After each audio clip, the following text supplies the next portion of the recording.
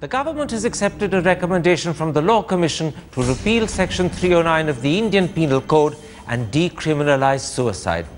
But not everyone agrees with this view, and there are some who continue to view suicide as sinful. So has the time come to rethink our attitude to suicide? Or is that simply not possible?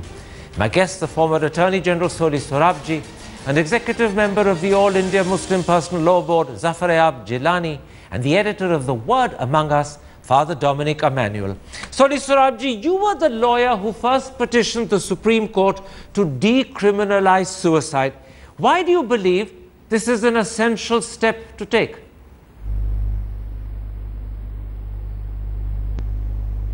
Well, the challenge was to the constitutionality, and which the court did not accept and overruled the previous judgment. But Karan, the basic objection is that suicide is not the manifestation of a criminal intent. There are many cases of suicide, and I think it's monstrous that a person who is so burdened by find life so unbearable to inflict a further penalty on him, provided he is not successful in taking his life and committing suicide. We must make a distinction between what is sinful and what should be made criminal. There are many things that may be sinful according to some doctrine, according to some thinking of a particular church or particular religion, but the question is, you make it criminal. You want to inflict further pain and suffering rather than provide relief and rehabilitation to the person. Causes of suicide are many. So, am I right in understanding that your argument to the court was in terms of the jurisprudence of making suicide a criminal offence? And you said it cannot possibly be a criminal offence, therefore it mustn't be considered a crime. Have I understood that correctly? Yes, court did not accept the argument, didn't strike out the section. But the court clearly stated in that very judgment, the question of retention is another matter. Absolutely. This is the Law Commission members have thought it's very harsh and oppressive. But they said we are concerned with constitutionality, and they overruled the previous judgment. Quite right. A very well-reasoned judgment. Zafar Ayab Jilani, let me bring you in. You've told me that you are strongly opposed to decriminalization. You believe that attempt to suicide as well as abetment to suicide must remain criminal offences. Why do you take that position? You see, I feel so because suicides may be on account of mainly three reasons. One reason may be some medical ground where a person has become lifeless. He is suffering with such a disease that he feels that he is no more likely to survive, and he cannot even live in a disrespectful manner. He wants to die. He goes to the court also for this purpose. This is a separate ground, and there may be some justification for such a suicide, but this already is there. People go to the court of law. Can I interrupt? The Supreme Can Court. I interrupt, Mr. Jilani? What I'm trying to understand is, why Yes. do you think suicide should be considered a crime? That is, I'm telling you, this is one ground where the case had gone to Supreme Court, and the Supreme Court did not agree. That Supreme Court did not accept that right to die is also a right to life. Right to die and suicide are different things. Don't bring euthanasia into this discussion by the back door. Suicide is usually something that people who are in despair, who are feeling miserable, who are unhappy do. Why should that be considered a crime? Because that's your position. I'm asking you to explain your position. There are two other positions. One is that which you have pointed out, and the other is where some person tries to exercise this right in order to pressurize others. For instance, fast and to death.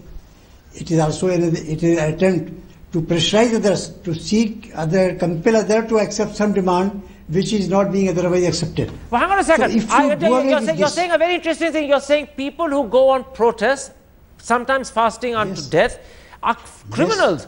Because that means Gandhi, who often fasted to put pressure on the British Raj, in your eyes would have been a criminal. No, please consider. Let me explain myself. But quickly, please. Yes, This is every Indian Penal Code does not provide only for those things which are all criminal. For instance, Section 188 does not say whenever you violate law or some constitution. But Mr. Jilani, stick to suicide. Mr. Jilani, stick to suicide.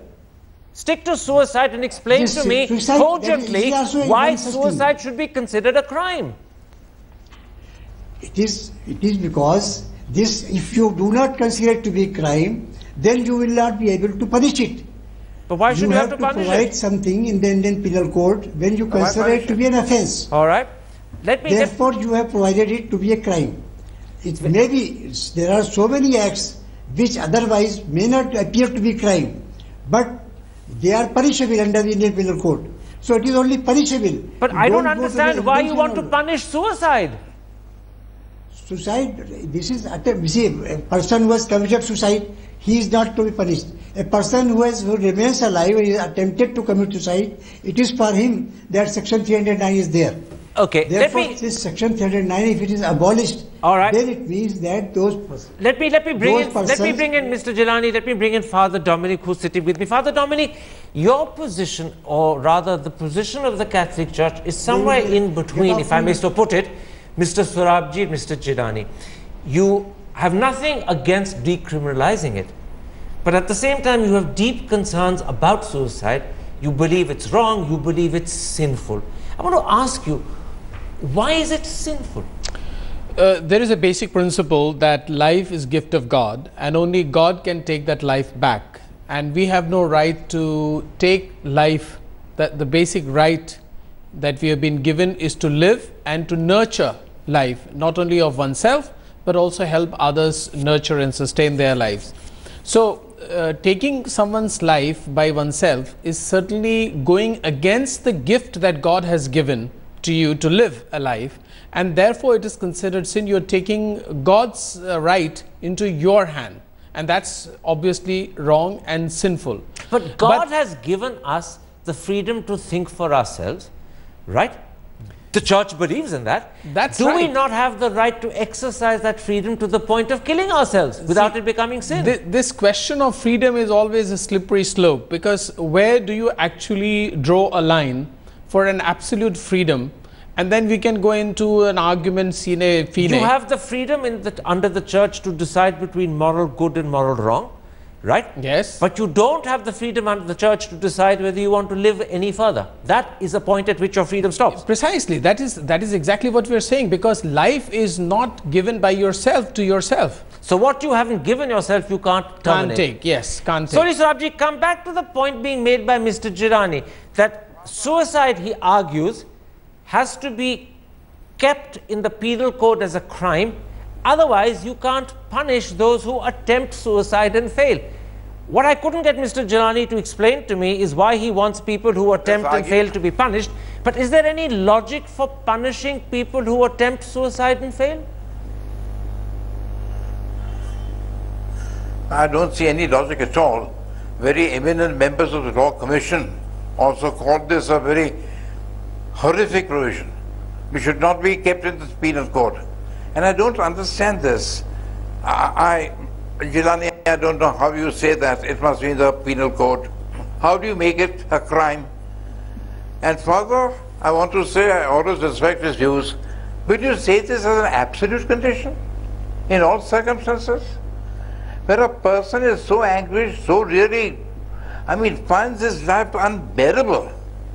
What's the idea of telling him that he should continue in that? No, you're Is it the gift of God to be enjoyed in that fashion when it can't be enjoyed at all? We were only talking about the life as gift of God. You are not against decriminalizing it. Yeah, we are not against decriminalization. That is one thing. Secondly, yes. Karan, I would like to mention, and also Soli, that over the years, the attitude of the Church towards suicide is actually changing.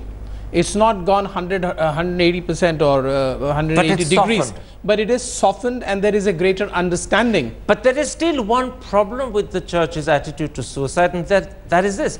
Most people who commit suicide or attempt it are driven to do so by unhappiness and despair. Now, if you add the label of sin to their misery, is it fair, A, on them, and B, is it fair on their surviving family members? Because then you're saying that in addition to the despair that drove the person to suicide, he or she has also become a sinner, which their loved ones have to then live with. No, the fact is that if the church is extending its understanding towards people, and it clearly says now that we do not actually understand or know the real situation that has led a person to take such a decision. All the more reason not to consider the decision sinful. Therefore, that's why we are saying that they have gone softer on this. And earlier, just let me explain. Could they drop the sin label at some point of time? Well, they don't consider it sin anymore as strictly sinful, but yes, it is considered wrong. It's certainly considered wrong. And wrong in the sense of weakness, and the person should have been more resolute, or wrong in the sense of morally wrong? Actually, now it is more a condition of the society, and the church would ask the society to be more supportive of everyone and have better interactions and sharing with one another, so that a person is not led to take such drastic steps. And we should be keeper of our brothers or sisters for that matter. Mr. Jilani, I want to come back to you, and I want to pick up on the point you made, that if suicide is not deemed a crime in the penal code, then you can't punish people who attempt to protest by going on fast unto death, because that, you said, was a wrongful way of putting pressure on others to do what you want. Forget Mahatma Gandhi, he goes back into history. Take the case of Iram Sharmila. She's fighting for the repeal of the Armed Forces Special Powers Act, which many people believe needs to be repealed, including Mr. Chidambaram, but he was unable to do so. She's been fasting unto death for 14, 15 years. She's now considered, under the law, a woman who's trying to commit suicide, and she's therefore forcibly kept in hospital. Is it not morally wrong to take a person who is staging a protest and convert that person into a criminal? You see, first of all, I may clarify that I am not speaking on the issue on behalf of the personal law board, because personal law board has this issue does not fall in the ambit of personal law board. You're speaking for yourself, so don't worry, I understand that. Yes, you're speaking for yourself. I am saying what, and moreover, for 150 years, this law has not remained there on account of any religious reason. It was not framed on account of being sin. So this question of sin or no sin, we may consider it to be sin, others may not consider it, is not an issue before me. What I have said, that yes, if this provision is deleted, there remains no law to punish such persons who may misuse it, or who may even be compelled to do something on account of some other pressure. Can I interrupt? How do people misuse suicide? Explain that to me. What is the misuse of suicide that deserves punishment? For instance, every fast unto death is not on genuine grounds. So some persons go on this water tank, climbs over there, and says that I will get down. I will jump from here. Otherwise, you accept this demand. Is it justified? Is it not a wrongful act? And then there is no other law which can stop you except that you are attempting to commit suicide. Therefore, you have committed a crime. All right. So there are hundreds of such examples. Let me put that example to Soli Sorabji, because it's a specific example, and I want to ask whether it justifies keeping suicide as a crime. Mr. Jilani says that one example of people misusing suicide to put wrongful pressure on others is the case of a man standing on a water tank threatening to jump down and kill himself if A, B or C is not done. And treating attempt to suicide as a crime will be a good way of punishing such people. Is that a justification in your eyes, or is it a wrong one? You can punish us completely wrong. You can charge those people, prosecute them, maybe under criminal intimidation. Or there are other provisions of the penal code on which you can do it. The basic fallacy is not understanding that suicide is a psychiatric condition. The people need help, solace, rehabilitation. Don't treat them like criminals and then say we must punish them. Just putting the cart before the horse. I don't understand this.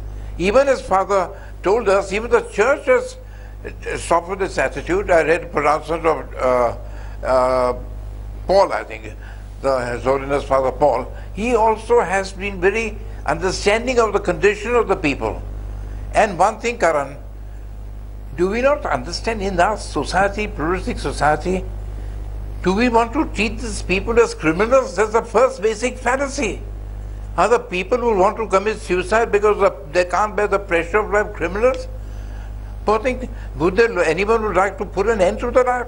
Other case of trying to pressurize people for some wrongful ends, maybe criminal intimidation or some other provision of Indian Penal Code. But that's no justification for keeping this section on the statute book, and the government needs to be congratulated that they deleted it. Very quickly, before I come to Father Dominic, I want to put this to you, Mr. Jilani.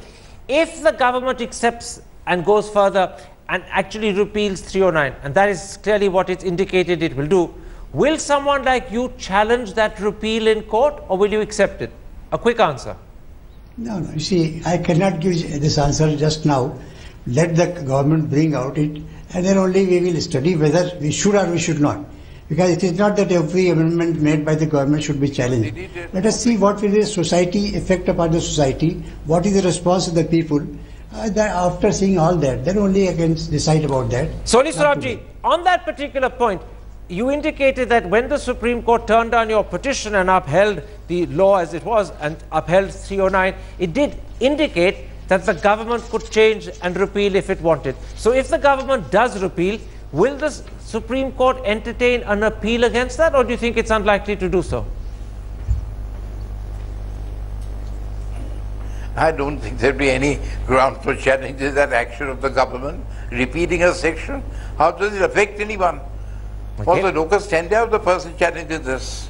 Very and the quickly, government now gives effect to the modern thinking, rational thinking, gives effect to the recommendation of the Law Commission, which the Supreme Court, Justice Verma says, is a different matter. All right. You may do it, you may not do it. We are concerned with constitutionality, and it took a rather restricted view of Article 21 in my view. All right. As you say, you don't believe that there are grounds here to appeal against a repeal because it doesn't affect anyone, it doesn't do anyone any injustice. I'm going to end there.